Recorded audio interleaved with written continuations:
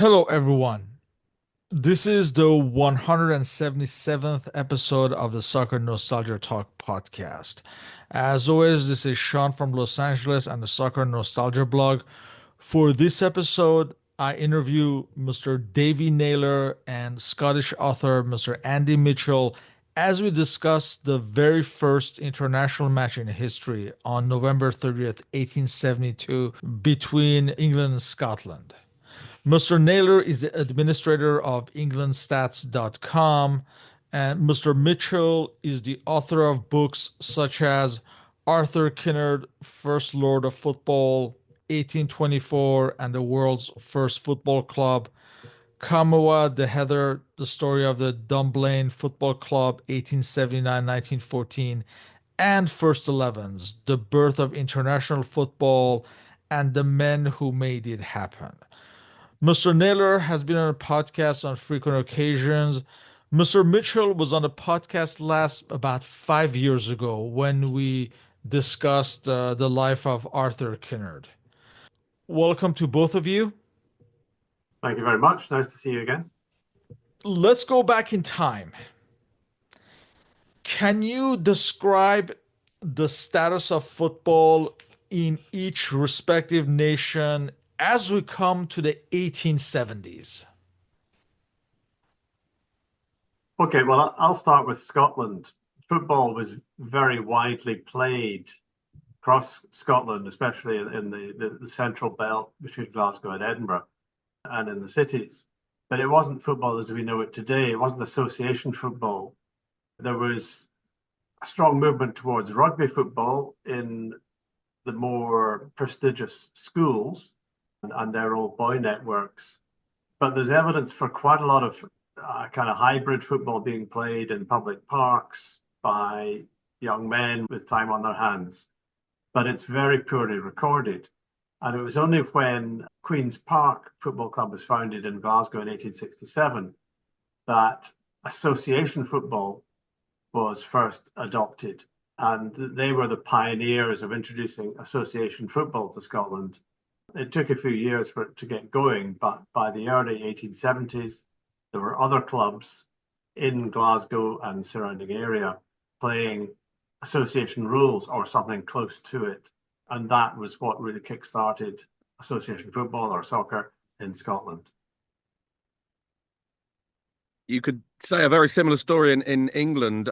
However, there had been, obviously, the FA, the Football Association, had been set up in 1863, and there was rudiments of competition with the FA Cup starting in, it was 1871, I think the FA Cup started, I believe, the first incarnation. So, yes, but it was still, in England, you could very much say there was a north-south divide. The southern area of the country was the upper class. I wouldn't say upper class, but amateur teams from universities would from the south, and then in the northern working class suburbs, there was a kind of a different kind of football going on, I suppose. It's very much in its infancy in probably in England and in Scotland, but there was most definitely a love of the game, and thousands and thousands of young men every Saturday afternoon would because don't forget, well, the thing that precipitated this was an act of parliament which allowed a Saturday half-day working. So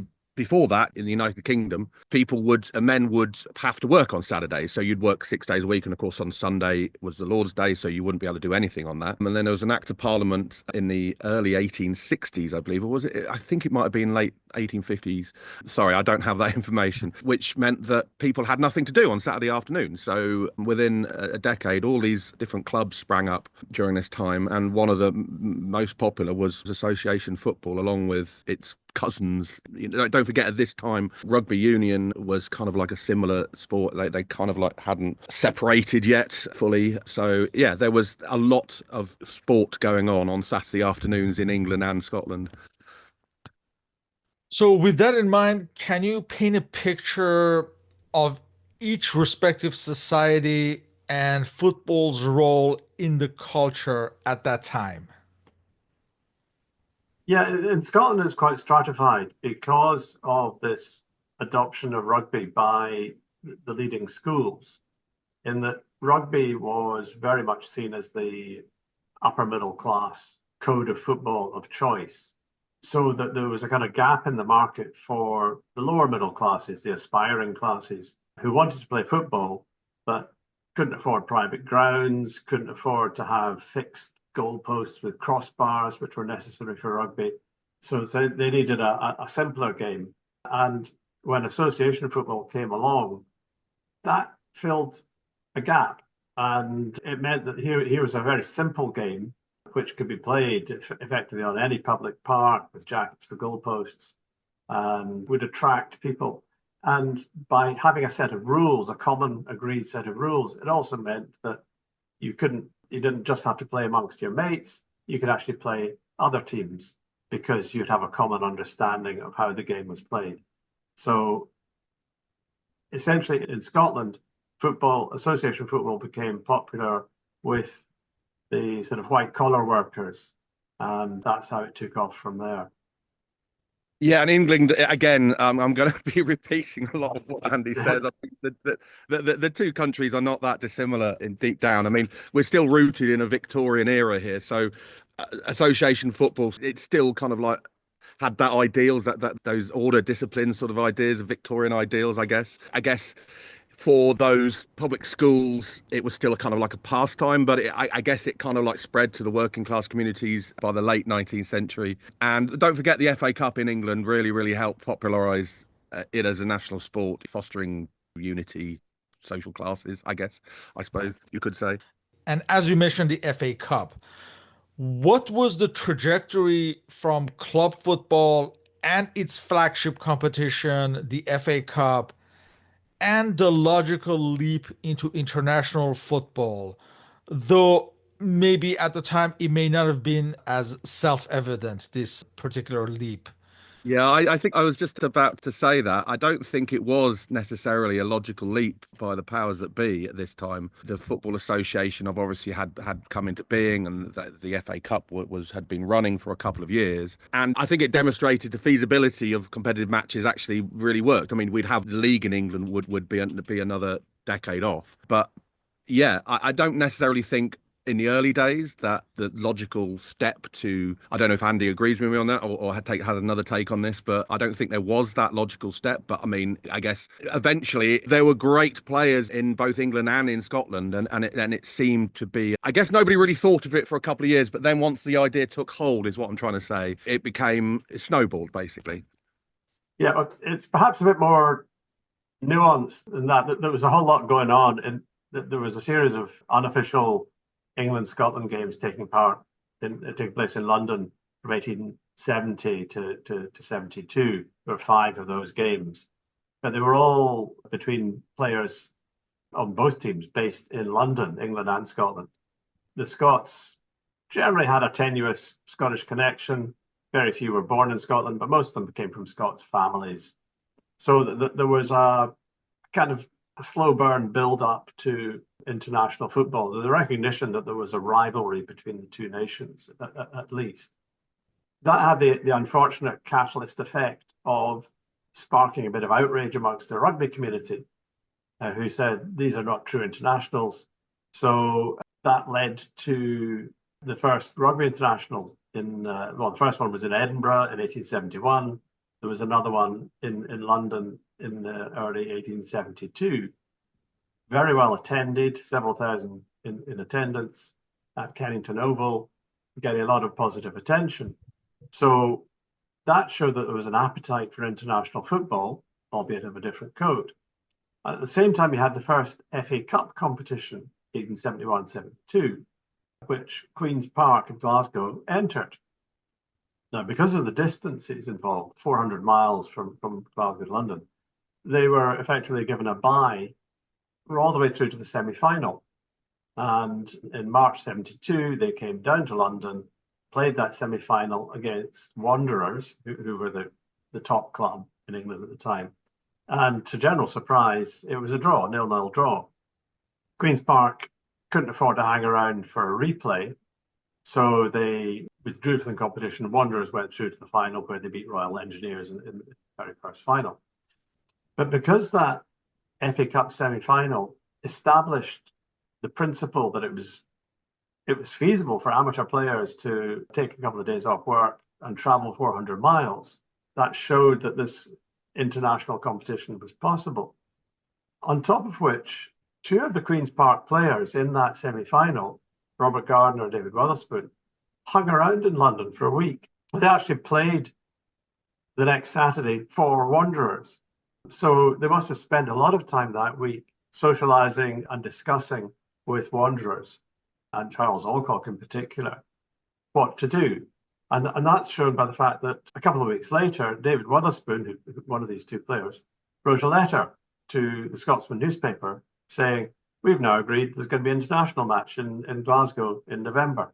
So we're now looking for players who might be interested, the Scotsman being an Edinburgh paper.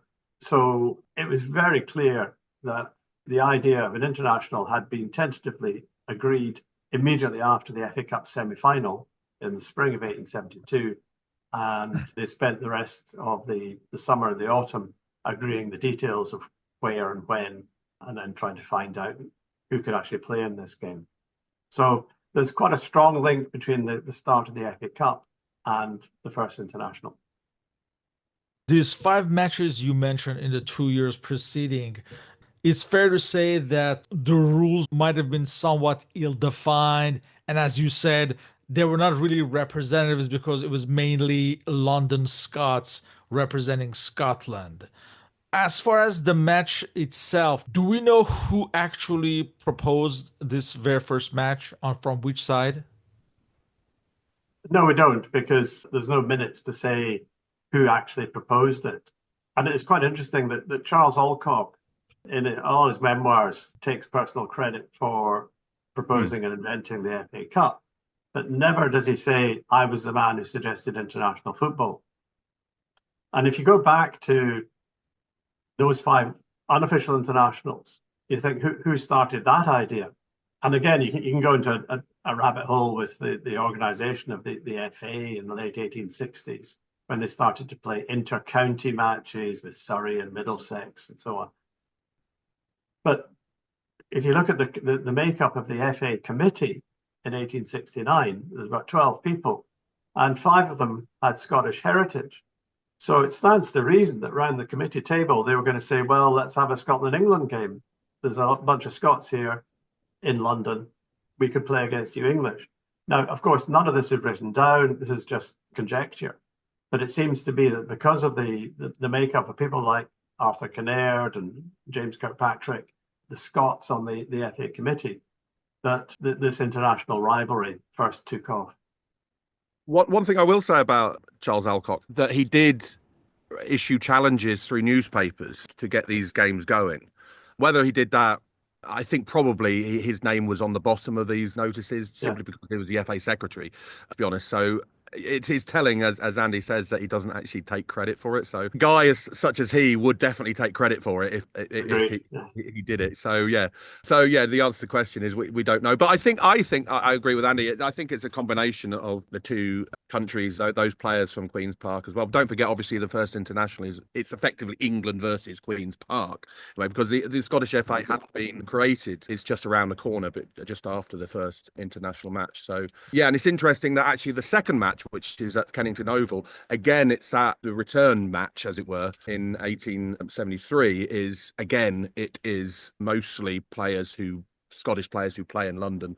There obviously isn't the train journey down. It is obviously going to break a few pockets. So I think probably that they just try to find local players who could play for Scotland, I think, in that second one as well.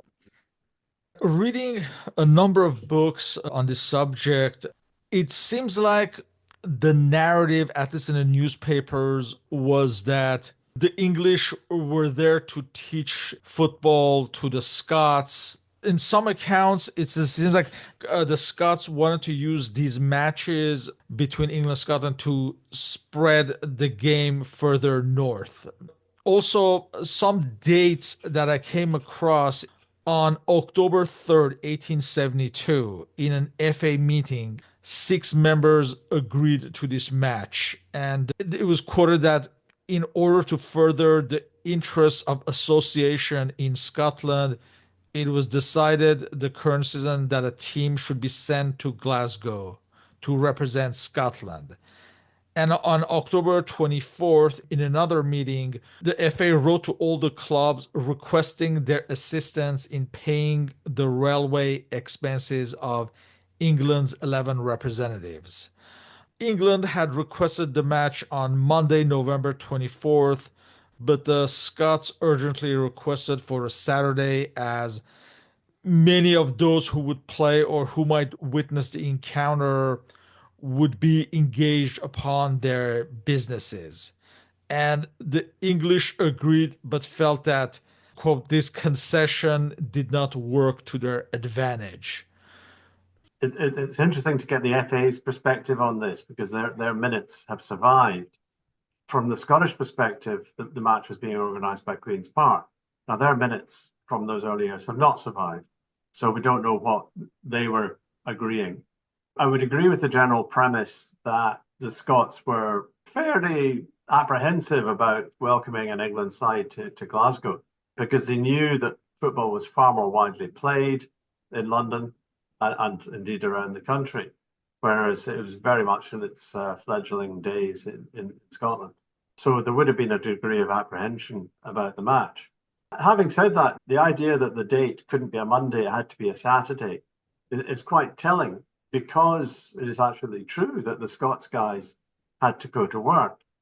And I don't know if we're going to discuss this in more detail, but if you look at the social makeup of the two teams, in fact, every aspect of makeup of the two teams, there are huge discrepancies and disparities. The Scots team that played were essentially salesmen, clerks, white-collar workers, and they'd all left school by the age of 14 or 15. These were the sort of aspirational classes, but they worked in drapery sales rooms, they worked in warehouses and that kind of thing. Whereas the English team had, apart from a couple who'd been privately educated, had all been at school, privately funded education. Several had been at university. These were the stockbrokers, the solicitors, the landed gentry. So very different social makeup and background between the two teams. So that's why the game had to be played on a Saturday, because not only were the players needing to get a Saturday so they could have their Saturday afternoon off and perhaps at the right time, but also the crowd that they were hoping to attract to pay for this venture would also need the Saturday off. So it was absolutely essential from a Scottish perspective that they played the game on a Saturday. I don't know why the English would want to play on a Monday. I mean, there might be a reason that I don't know, but it sounds a very weird thing to ask for. But then, you know, this is something that has dogged the English FA, that their arrogance. Well, it would go into the next century. They always thought that with their fights with FIFA and well into the 70s and 80s, 1970s, 80s, you could argue. So there was always a kind of like idea that the English FA always had things on their terms, but for some reason they didn't get their way this time around. And it makes sense really to do it on a Saturday if you wanted a big crowd and you wanted to get people interested in the game. It makes absolute sense. Why would you do it on a Monday afternoon when everybody was working? Don't forget there's no floodlights in these days, so you couldn't do an evening game. So yeah, it'd have to be during the day. Yeah. You already mentioned Charles William Alcock, the FA secretary. What was his pioneering role in general? Well, don't forget also he played the game as well. He wasn't just an administrator. He played it. In fact, he was captain the England team in all 5 of the unofficial games prior to this, from 1870 to 1872, and probably would have captained this very first international, but I believe he couldn't do that for an injury. He did, however, he was the umpire, one of the 2 umpires during the game, so he was very much the forefront of from the English perspective what he could do. Yeah, he wasn't just a man in a suit. He put the kit on as well. So yeah, he would later play as well in one of the later games in 1875, and he would captain again and scored as well in the 1875 game. But yeah, he was instrumental in setting up in England the FA Cup a couple of years earlier. He was a northern lad, came from Sunderland and moved down and went to Harrow where he started moving in the right circles, I guess you could say, to make him become. I think he and his brother, they founded a club in North London, I believe. I can't remember. I think something like Leytonstone or somewhere like that. I can't exactly remember where it was. And they were very much at the forefront of English football in this period. And I believe, you may correct me on this, he may have been the earliest born international in history. So that's a very good question. I don't have my database to hand right now to look at that, but he most probably would have been. He was born in 1842, I believe. It wouldn't have been that many earlier, but born earlier. Well, if we just jump in there, Alec Morton, of course, was born in the early 1830s. That's right. Sorry, yeah. So he was a good 10 years older. He didn't play in the first international, though, did he? No, he played in the second one. I think he was unavailable for some. That's why we'll get into this when we get to the game, because there was actually England had two keepers that they changed Yes. at half time. Yeah, because I believe Alex Morton was not available. He was the first choice, but for some reason he couldn't make it to the game. But yeah, he played in the second game. Yeah. There's a record of Charles Alcock sending a letter to the Sportsman on February 5th, 1870, saying that an international match would be played in London. Sometime later, he sent a letter to Glasgow Herald suggesting a match between England and Scotland. So he certainly was involved, but I guess it's lost in the sands of time as far as who actually came up with the idea. Was it one person, or was it a group of people, federation, etc.? So Yeah, that's those are those challenges which I mentioned earlier. They were just notices in newspapers, but I think you could read them as challenges to the English and Scottish clubs to come on, let's get together and play a game. what criteria made this match official? Andy, In brief, sorry, you it take this wasn't. one. I'm not entirely sure why the five previous ones were and this one wasn't. Yeah, very good point. In theory, it doesn't meet any FIFA criteria for being an international match, which has to be between two national federations. Because at that time, there wasn't a Scottish association. It wasn't founded until March 1873, after the Second International. So this was genuinely a match between the Football Association, which was the only association of football and had a Scottish club as a member, Queen's Park. So it was more than just an English association. So they picked one team, and the other team was entirely picked by Queen's Park's committee. And as David said earlier, all of the 11 players for Scotland were members of Queen's Park. They weren't all actively playing for Queen's Park at that time. Robert and James Smith were living in London. They were playing for South Norwood, for example. In fact, they played in an FA Cup tie the week before the international.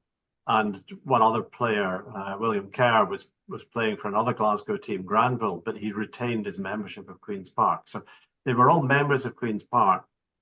And it's been accepted by habit and repute as the first international. But you're absolutely right to say it doesn't have all the hallmarks of an official international match if you look at the actual criteria under which it was played. As far as I'm aware, none of the news reports that covered it mentioned this is the first international. I think it might have been a retrospective thing. I think later on they said, well, okay, that was good. Let's do it again. Let's mark that as the first one. I think then from then on, newspaper reports do actually start to mention the fact this will be the fifth meeting, for example, the sixth meeting, but it happens retrospectively after the game. So I don't think there is any kind of, at this point, there's no occasion really. It's just a game of football being played between two different teams, effectively. And there's no real momentous occasion. This is the very first international. And then we look back at it now and think of it's the very first international ever. But of course, at the time, I guess it didn't even cross their minds really what they were doing. I would kind of disagree with that, certainly from a Scottish perspective. There was huge excitement in Glasgow that this was the English coming up to Scotland to face the best that Scotland could produce. It was seen as very much a counterpart to the rugby internationals that had been played the two previous years. So here was football again, it's slightly vague as to what code of football, but here was football between England and Scotland. They definitely made sure that they stood out as being national teams. So right from the very start, Scotland played in blue with a lion rampant on their chest, which was made specially, so that they were playing in all the same colours of shirts. And again, with England, they were playing in white shirts with the three lions on it. So right from the very start, they were adopting these national emblems, which hadn't been evident in the unofficial matches. And I think from a Scottish perspective, this was very much seen as being the big event. And that's why it attracted such a big crowd to Hamilton Crescent to witness the action. Do you think it was something to do with the fact that this was the first one in Scotland? Do you think that had any bearing on it? Because all the previous games had all been in London. Yeah, and I think there was a general feeling in Scotland from rugby and association football that the 5 games in London hadn't really been proper internationals because they were just London-based players. It was almost like a local thing. And you still get that around the world today, whether you're in Dubai, Singapore, Hong Kong, or whatever, you'll get Scotland against England, but it's just the people who happen to live there. So there was a feeling that this was not truly representative. And again, if you make the comparison with the Scotland-England rugby match in 1871, this was very much seen as being the groundbreaking match that would be recorded as a true international. So I think very much from a Scottish perspective, this was the big match, and they looked forward very much to repeating it. Yeah, I agree with the localization thing that Andy was saying. For example, in the 1900 Olympics, it reminded me of the 1900 Olympics. The cricket at the Olympic Games was effectively England set aside, but they played the English embassy staff, and then they represented France. So that was the only game that happened in the 1900 Olympics for cricket. So yeah, sorry, that's I'm going off topic here. You may correct me on this. Scotland had actually wanted Lord Kinnaird and Lieutenant Rennie Taylor of the Royal Engineers to play in this match, but were unable to obtain their release. Any truth to that? They were certainly mentioned in the papers.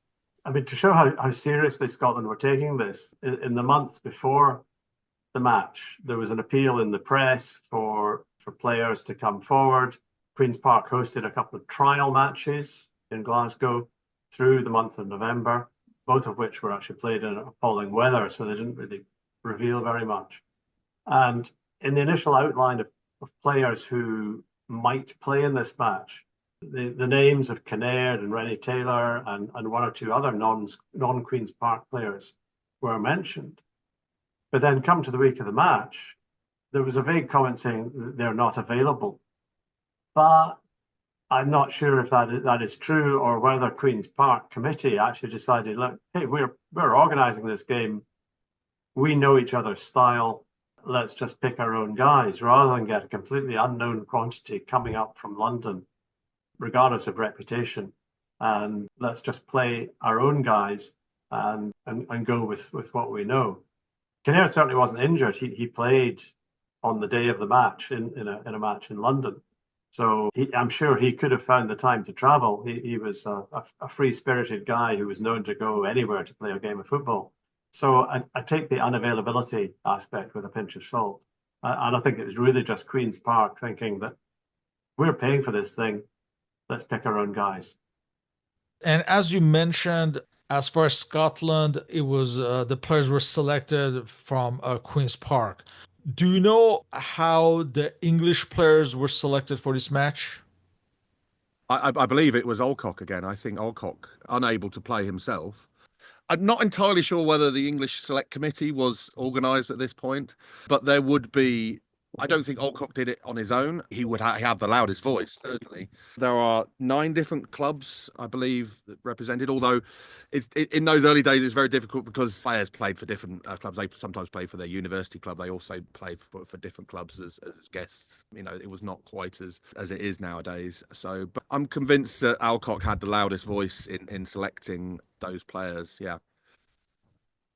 And if I can add to that, of course, because of the travel distance and the need to get yourself to Glasgow, as far as I understand it, the FA called for volunteers who would want to play in this match, as they did for some years afterwards, and said they put your name forward.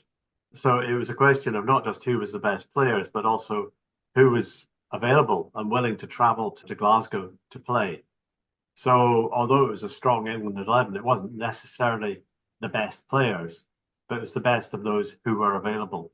And yeah, it was done by repute amongst the games that they'd played among each other. And I think I'm right, Davey, that 10 of the 11 were essentially London and home counties based, and then with the addition of Charles Clegg from Sheffield.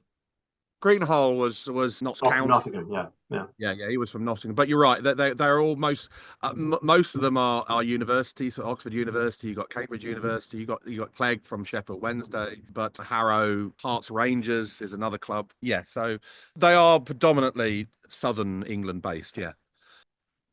What can you say about the players selected for that historic day, their professions, or any anecdotes that you know of? I've done an analysis of the Scotland team, for example. I'm just got it on my other screen here. If you look at the Scotland team professions or what they went on to become, you've got a grain salesman, that's Robert Gardner in goal, a telephone company manager, although that's something he did later, a clerk in a drapery warehouse, a meat importer, another salesman, a joiner, a clerk, salesman, clerk. So that tells you the kind of social background and employment that these guys had. David, I don't know if you've looked at the England 11 in that kind of detail. You've got civil engineers. You've got a couple of guys who are William Maynard, for example, is in the 1st Surrey Rifles, so he's a military guy. A lot of the guys who are university. You've got Cuthbert Ottaway, who was great sporting all rounder. In fact, he kept wicket for Kent and Middlesex, I believe, and played tennis and athletics. The other, Charles Chenery, he came and went to Australia. I seem to. In fact, I think he died in Australia. He played Surrey cricket for Surrey. He played football for the Crystal Palace amateur team. There was Arnold Kirk-Smith. I think he became a reverend in the end. Sometime later, he became ordained. So yeah, there's a mix of chaps here. An actor, John Brockbank, was an actor. I've just remembered him. He went on the stage using their stage name John Ben. So yeah, there was a varied mix of people. Don't forget, obviously, they were all amateurs at this stage. So they all had other professions that they fell back on. I mean, they wouldn't be paid for this, probably expenses, probably to get their train ticket up for the game, and that was it, and a hotel for the night. Yeah. By the standards of the day, how famous and well known were these players? Not at all.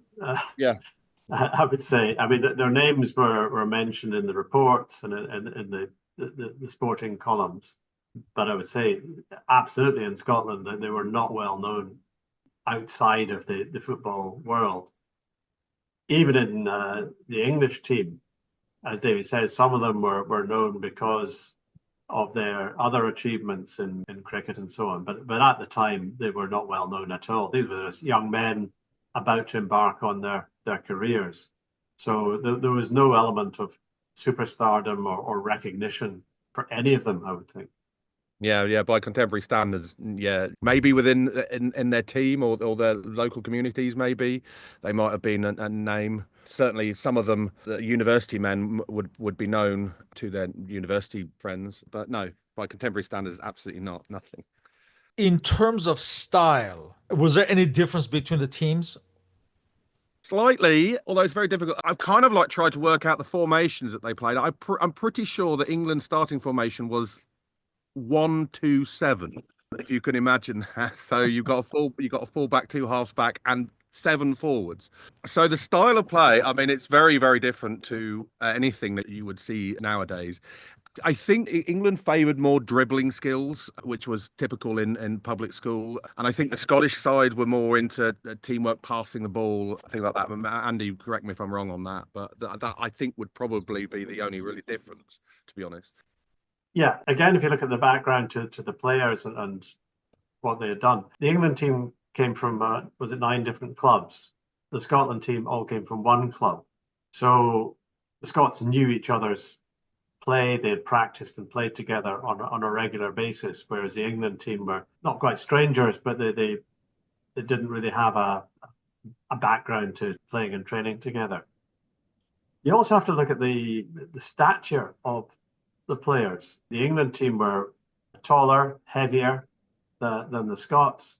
So if they were going to play a dribbling game and all the attendant rucks and mauls and physicality of football at that time, they could expect to overrun the Scots. And although the football reporting at that day is sometimes hard to interpret, the inference is quite strongly that the Scots, instead of trying to play the English at their own game, they employed more of a passing game, because if you can't go through them, go around them. And the upshot is that basically the two styles cancelled each other out. There was a lot of intrepidation before the match on the Scottish side that England would be far too strong for the Scots. So the fact that they managed to hold their own using the style of football that they knew was actually quite a big achievement for the Scotland team at that time. And I think that really reinforced their idea that passing and teamwork was going to be a much more effective way of playing the game going forward, rather than the head down and run with the ball style that the English seemed to prefer at that time. Yeah, I just like to point out that the English dribbling game was basically, if you received the ball, you just run with it. You wouldn't just go until you were stopped, and then there would be very little passing. I mean, maybe the fullback might pass the ball out and the goalkeeper's distribution, but you effectively, once you got your ball head down, off you go. And I think that's why I think that the Scottish game became, Scotland were very, very dominant in those early formative years, and I think it was simply because their technique of passing the ball was simply a lot better than the English style, really. Since there were no managers to speak of, how did the teams train ahead of this match? Well, that's a good question. I'm sure there must have been some, maybe have an orange or something. I don't know, maybe beforehand, or pipe or something.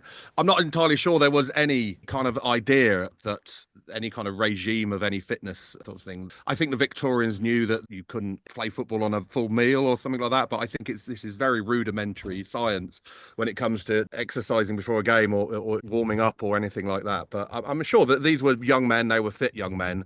So they managed to get through 90 minutes. So I'm sure that there must have been some sort of rudimentary kind of like thing. Any kind of tactics, if there were any, would probably be made by the captain on the day. There certainly would not be any team talk beforehand or anything like that. Or if there was, it would just be best of British or whatever they would have said.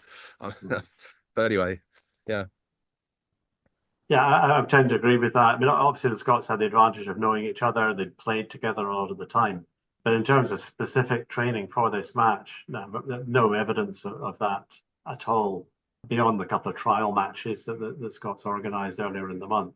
So there was no sort of going to Blackpool for a week to get fit or running up and down the sands that they might have done in later days. It was just to turn up on the day and do your best. You already touched up briefly on the uniforms for that day. Can you get more into on the uniforms worn by each team on that day? Yeah, well, Scotland wore dark blue shirts, which was actually the colour of Queen's Park at that time. This is just before they adopted the black and white hoops. And unusually at that time, they all wore the same shorts and socks. So they had blue and white hooped socks and white shorts. So they all looked the same. On top of which, David Wotherspoon's sister, Marion, David Wotherspoon being one of the Scotland players, he got his sister to embroider a little lion rampant to go on all the Scotland shirts to distinguish them from just being a club team to a national team. And amazingly, one of those little lion rampants has survived and is in the Scottish Football Museum now. So from a Scotland perspective, they knew the need to look smart and look the same to emphasise this national identity. The England shirt would just be plain white. I don't think they would have shorts as we would describe them. They're more like long johns in a way. Both teams wore kind of long johns. The English shirt was white with collars. They actually had collars, and with the three lions. Whether that was the FA emblem or it was an English emblem, I think it was probably the emblem of the, I don't think any of the English shirts has ever survived, so I'm not entirely sure if we know. But they were all in white, apart from blue socks. England had blue socks and kind of like white long johns they would look like, and a collared shirt, and that's all I think we know about the very first uniforms. There is an English shirt Oh, is from there? that match. Kirk Smith's shirt is in the National Football Museum. Fantastic. What can you say about the venue at Glasgow, the Hamilton Crescent? Yeah, Well, it was that was the home ground of the West of Scotland Cricket Club, who had been founded in 1862. They also had West of Scotland Football Club, which was a rugby team, who played there in the winter months. So it was an enclosed ground in the northwest of Glasgow. In fact, that wasn't even in Glasgow at that time. It was in the independent borough of Partick, beyond the Glasgow city limits. It was at that time the only enclosed sports ground in Glasgow. So although Queen's Park had looked at other possible venues to host the match, this was the only one that they could realistically charge admission for and provide the appropriate facilities. So that's why this ground was chosen. It had a decent pavilion, being an established sports club. It had a pitch that was used for playing football, albeit rugby football, on a regular basis, running north-south with a slight slope. So it was a very good venue for staging a match that was going to attract a crowd of several thousand.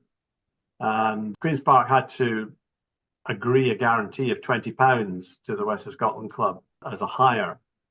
And thankfully, they got their money back and quite a lot more besides, but by charging the admission fee. It's still there, isn't it? It's still there, and I think they still play cricket there, don't they? Yeah, it's still the home ground to this day, virtually unchanged in its layout. It's a great trip back in time.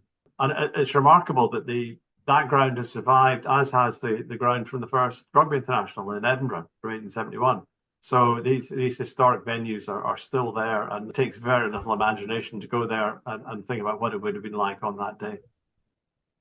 What can you say about the attendance for this match? Are there any records of any dignitaries attending? No dignitaries as such. The closest we get with attendance figures is in one publication I found, it says upwards of 5,000, but I'm not entirely sure that there Yeah, is. I mostly get between 2,000 and 4,000, 4,000 as the max in most sources I've seen. Yeah. Yeah, around about 4,000. Yeah, one publication I've read says upwards of 5,000. There's other figures that I guess nobody really was counting. But I mean, it is a significant turnout.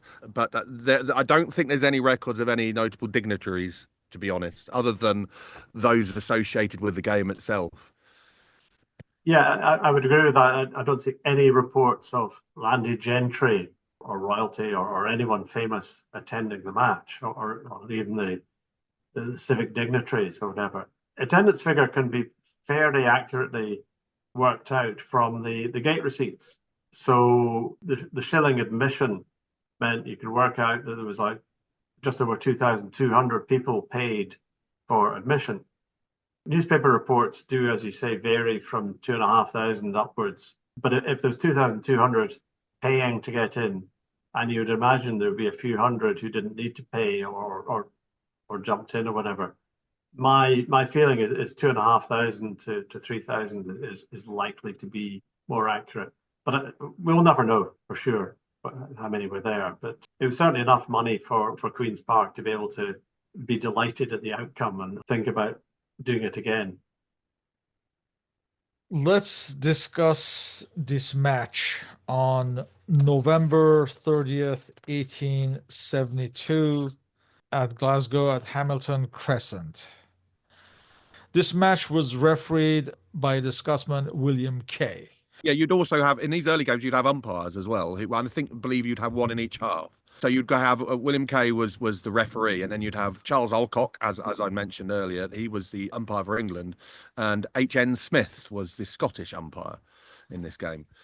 Yeah, the referee in those days would not take an active part in the game. He'd stand on the touch lines and basically make a signal to start the game and a signal to end the game, and would only be referred to if there was a dispute on the pitch.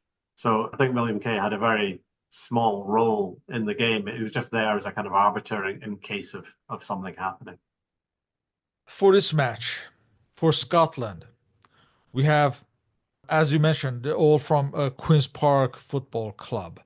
So in goal, you have the captain of the team, Robert Gardner, Joseph Taylor, William Kerr, James Thompson, James Smith, William McKinnon, Jerry Weir, Robert Leckie, David Witherspoon, Robert Smith, and Alexander Ryan.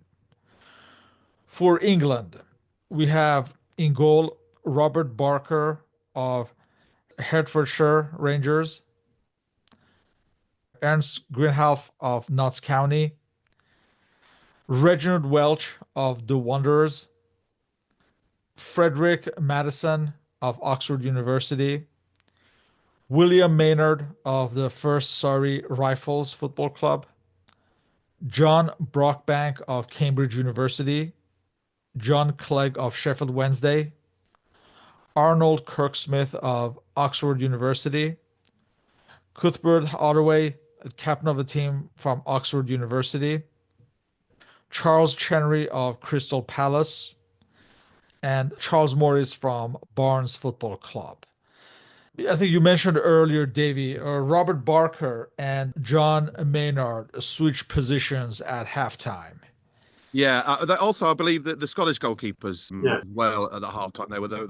Just one correction there. Frederick Madison. He was actually born Frederick Chappell, and he didn't change his name to Madison until 1873. So That's correct. That's correct. Yes. He would have been known as Chappell. Minor thing there. But yes, I believe the story goes is that Alex Moulton was supposed to be the goalkeeper of choice for this game, but for some reason he was unavailable because, as far as I'm aware, Robert Barker, who actually started in goal, was actually more of a forward than a goalkeeper. But I guess goalkeeping wasn't particularly a specialized position in those days as it is now, certainly not as it is now. So as you would when you were kids with jumpers for goalposts, anybody want to go and goal here, have the gloves. Not that they had gloves, but it was it reminds me of that, let's just say. And as far as events of that day, it seems like the match was played in a rainy day. It was almost postponed, apparently. I don't know where that story comes from. I mean, I've seen a few places. I mean, that there was fog and there was bad weather, but I've not seen that in any of the contemporary reports.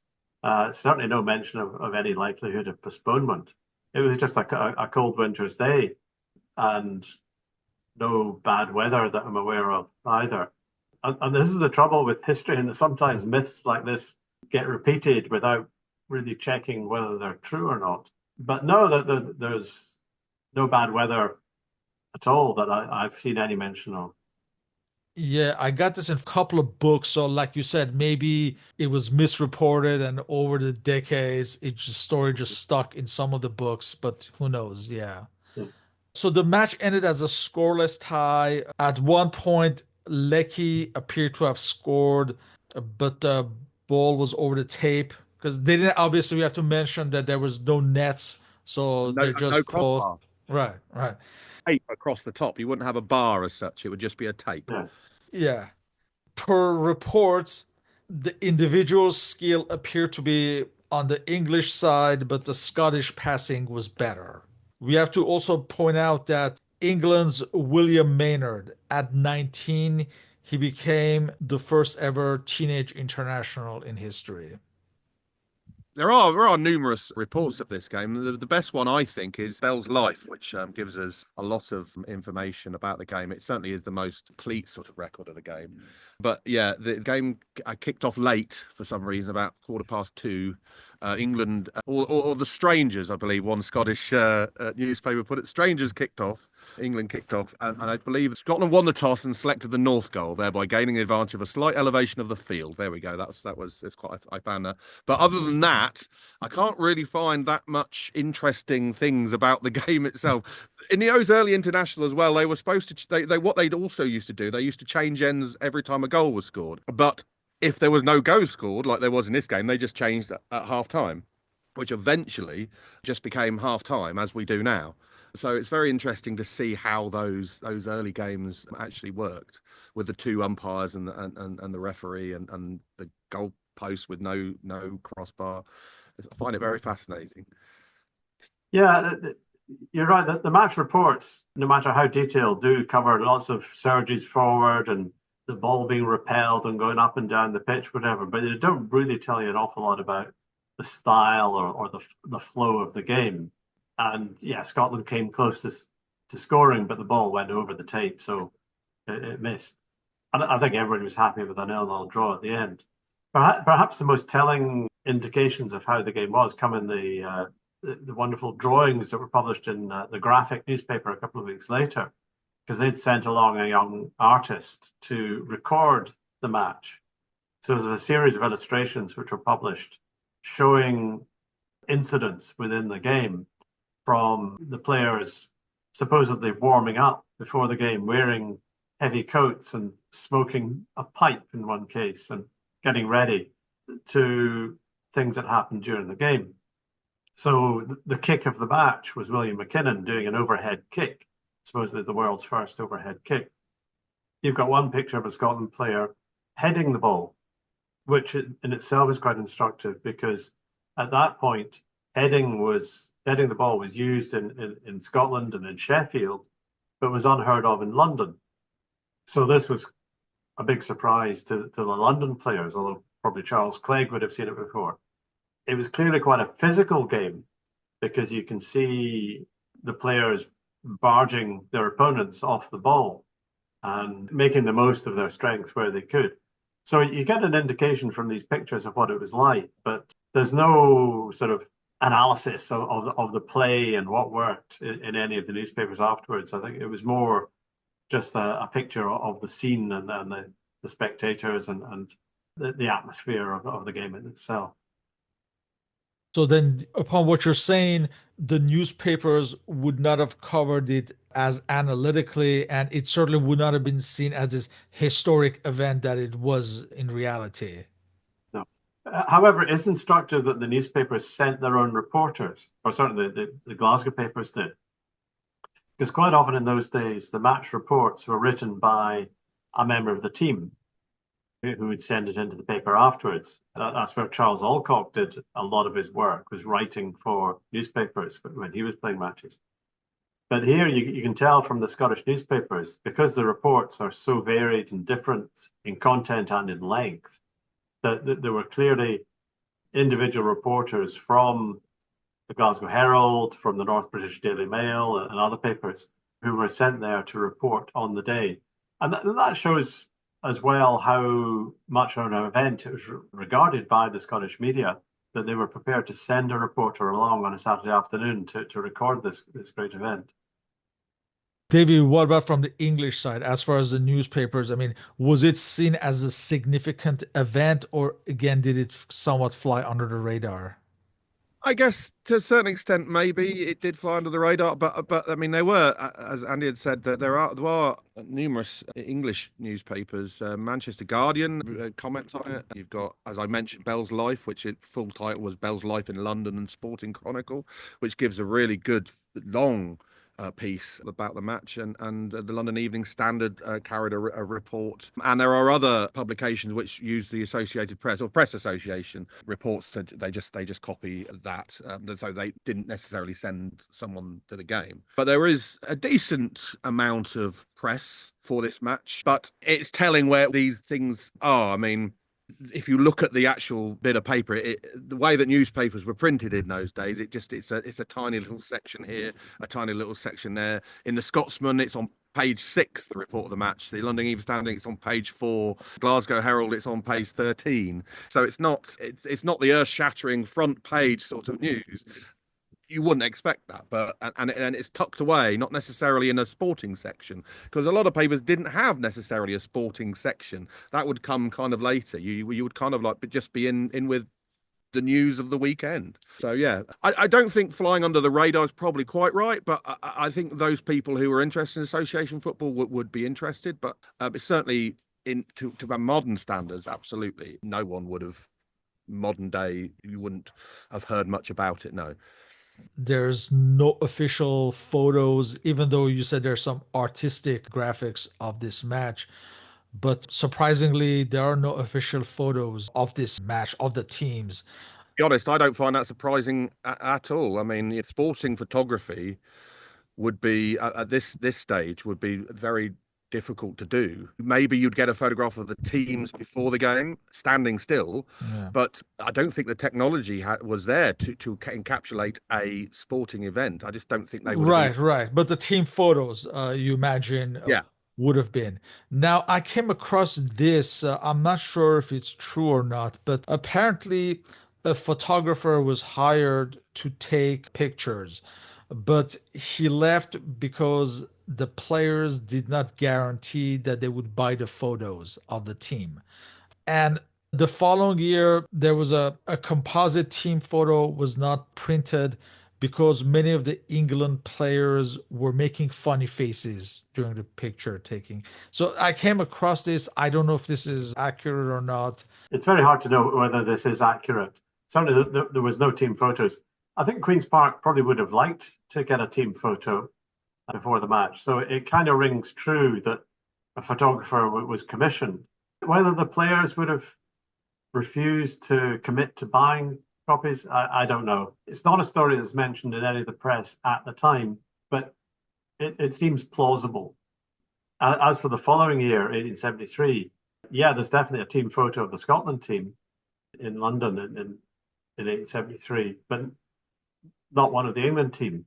So yes, perhaps the England team were misbehaving or refusing to stay still, as you'd have to do. So that's why that photo was never taken, or certainly hasn't survived. I imagine at this point they were not handing out caps for international matches. Caps came later, albeit some of the players would retrospectively embroider their earlier internationals on them. So there's a cap in the Scottish Football Museum for James Thompson, one of the Scotland players, which has embroidered on it 1872, 73, 74. But he wasn't given that cap until a few years later, and then chose to embroider it himself because he was proud of his early international career. And I think England caps came along quite a bit later as well. So there was nothing on the day to mark the event. No medals, no caps, no souvenirs for the players. As far as memorabilia, you already mentioned the one kit from each side that are still in museums. Is there any other memorabilia that's still left from this match? An original ticket from the match in the Scottish Football Museum. It's the only one known to have survived, the £1 ticket. So that's quite a great little original artifact. But there were no match cards printed, as I say, no caps except retrospectively. So there's very little that you could say is a match souvenir that has survived. We always live in hope that something will come up through the descendants of one of the players, but we're still looking.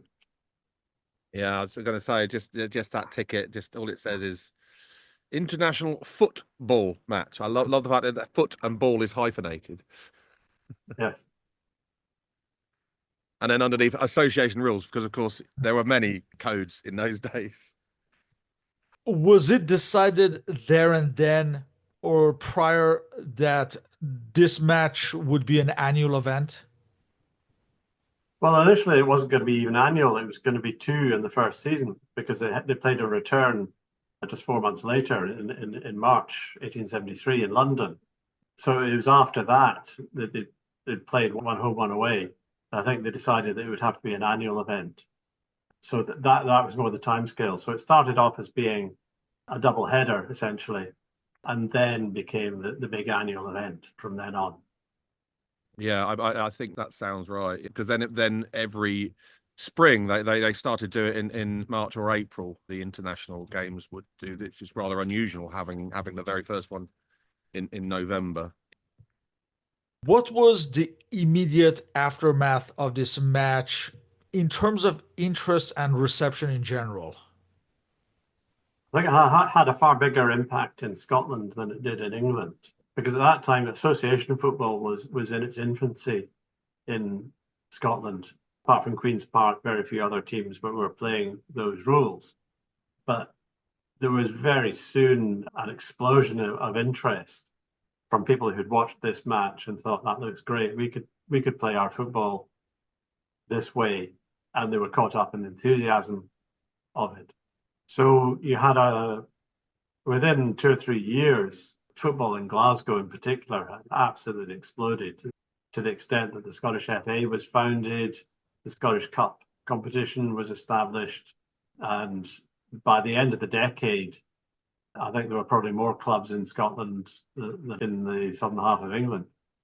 It had a huge impact in Scotland, far less so in England, and I think that shows on year after year in England. The international matches in London for quite a few years got very small attendances, whereas in Scotland they were just going up and up every time they played each other. Yeah, I agree with that. The FA Cup, the English FA Cup is the most certainly the bigger draw. I think these international matches are probably a bit later on when the British Championship, British Home Championship starts. Maybe that's when they start becoming more popular in England. But certainly I agree with Andy on that front. Yeah. And I think it also helped from a Scottish perspective that Scotland generally won the matches after the first season. Yeah. So there's nothing a Scot likes better than beating the English. So if you could turn up and have a good idea of seeing the Scots send the English home with the tail between their legs, that was quite a good crowd puller. Definitely. And another anecdote, 1880s Scottish international, Walter Arnott, he was 10 years old. He was in attendance on that day and he was inspired to be a footballer upon watching this match, apparently. Yeah, Walter Arnott was one of the greats of Scottish football in the late Victorian era. And he told this anecdote of how he had gone along to Hamilton Crescent that afternoon as a young boy with his pals. There's no way they could afford the admission money, but they paid a cab driver to park outside the ground. They paid him a penny or something, so they could stand on top of the roof of his cab and watch the game that way. So he was utterly enthralled by this sight and determined to be a football player. And 10 years later, he was at fullback for Scotland against England in the 1880s onwards, a truly dominant player. So it's a great anecdote of how inspirational this event was to inspire a new generation of young footballers. Davey, getting back to England, it seems like for England, this match was looked upon as a sort of a missionary match. Is that how it was looked upon, you think, at the time? I suppose. Yeah, that happened a lot. There are stories of many Englishmen going to foreign fields and teaching the world how to play football. Whether that's the ingrained arrogance, which was rampant during the FA.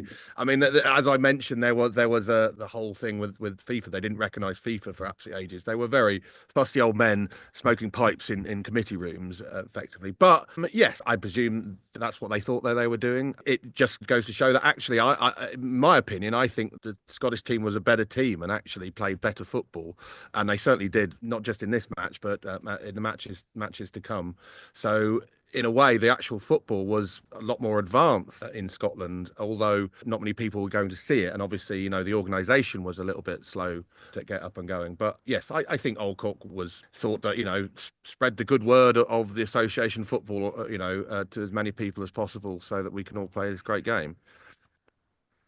In closing, besides being the very first international match in history, what is the lasting legacy of this match in the respective nations in sociological and cultural terms as well?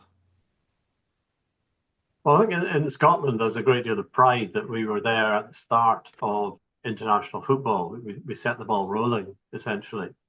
And there's no doubt that football very quickly became our national sport.